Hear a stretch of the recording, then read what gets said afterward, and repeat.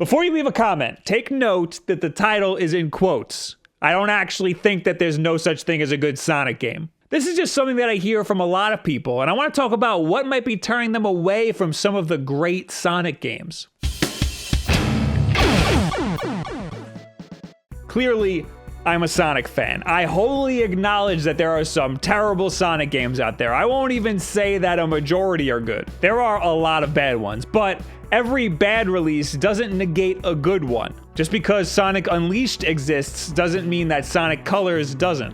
I will admit that a lot of what makes Sonic popular is the character design. He's an amazing looking character, perfectly iconic and transformed very well with the times. Right now, the Sonic memes are what contribute to his popularity. He's like too cool for his own good. In some cases, that's actually cool, and in others, it's so over-the-top stupid that it's funny, like the fidget spinner of video games, and I just dated this video.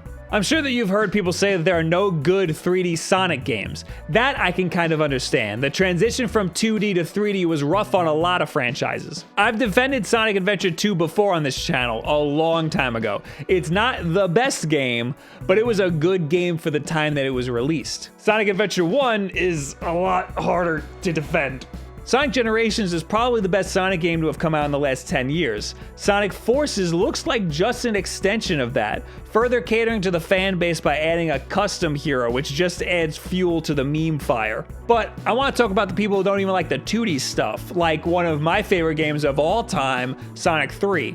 Toss Snuggles on there too while you're at it. Sonic 2 is a popular favorite, but I think a lot of that is just nostalgia and the fact that it was bundled in with a lot of Sega Genesis systems, so more people had it. Sonic CD is another fan favorite. The animation is fantastic, but the time travel confuses me a little bit. I'll just stick to Sonic 3. Sonic Mania is supposed to be a what if.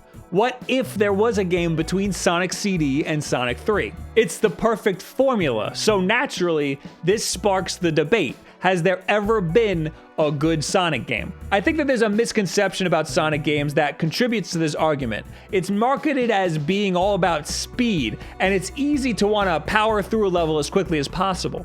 If you do this too much, sometimes you'll get railed by an enemy at top speed, and this can be seen as bad game design. This isn't how I play Sonic games though. If you're running around at top speed, it's easy to be careless. I just play it like a regular old platformer. If I do end up going impossibly fast, because let's face it, that happens, I just press down so I'm a big, unstoppable saw blade. To me, what makes it stand out are the multiple paths you can take. Sonic 3 has huge levels. You can play them over and over again without taking the same path twice. Plus, I think for the most part that the level design is pretty damn awesome. Keep in mind that when you're going really fast, the rest of the level is just whizzing by you. Somebody had to design all of that stuff that you're just seeing for a split second. Games these days would never spend that much time on multiple paths that have a low probability of ever being seen by the player.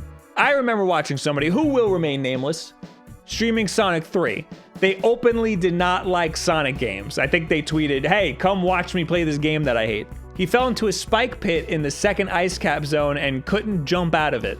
He chalked this up as bad game design. You might know the spike pit that I'm talking about because it is kind of at the end of a very fast part. I've fallen into that spike pit thousands of times, so it was very frustrating to watch because you can totally get out of it just by jumping. He just wasn't jumping high enough. Now, I'm the type of guy who thinks that a game should guide you a little bit. It should teach you how to play it well. Did the game never properly teach the player how high you can jump if you just hold down the jump button? Maybe. I don't know. I think by that zone, though, you would have known that holding down the button will dictate how high you can jump. If something like that spike pit is truly something that you don't see coming, for most of these fast parts, you're collecting rings the whole time. So when you hit something like a spike pit or wall, you can take a hit. You have rings. The original Mega Man is incredibly difficult because it does kind of just throw things at you that are impossible to predict. When learning the game, you'll die a lot. People these days will call that Souls-like. I call that poor design. For the most part, Sonic is not that brutal. It does not do this. It is not impossible to predict. Just take it easy. Get your little dopamine high when you're blasting through the loop-de-loops because that is fun, but slow down for the enemies. And if you can't help yourself, then do a f***ing spin dash. Spin dash, Melissa! Spin dash! Come on! Oh man, I told you to spin dash. A lot of 2D Sonic games are incredibly well designed. Even Sonic 4, that was a really good game. The reason why a lot of 3D Sonic games are bad is because they're just glitchy messes. Something like Sonic 06 or even Sonic Boom just feels unfinished. I'm looking forward to Sonic Mania, not just because of nostalgia, although that helps, but because from what I've seen, it's a beautiful interpretation of some of the best that Sonic has to offer, created by people who have a real passion for the blue hedgehog. And yet that animation that was released the other day was sick. What do you guys think about Sonic the Hedgehog? Do you think that there are no good Sonic games? Do you think that there are no good 3D Sonic games? Do you think that there are good Sonic games in both genres? Leave it in the comments below. At me on Twitter, all this other social media garbage. And what is your favorite Sonic game? Is it not Sonic 3? I have a couple of related videos that I will link in a card. One of them is defending Sonic Adventure 2, like I talked about before, and one of them is talking about the best Sega Genesis games. If you were a Super Nintendo person, you need to play these essential Sega Genesis games. One of them, of course, is Sonic 3. I think I'm gonna do a giveaway.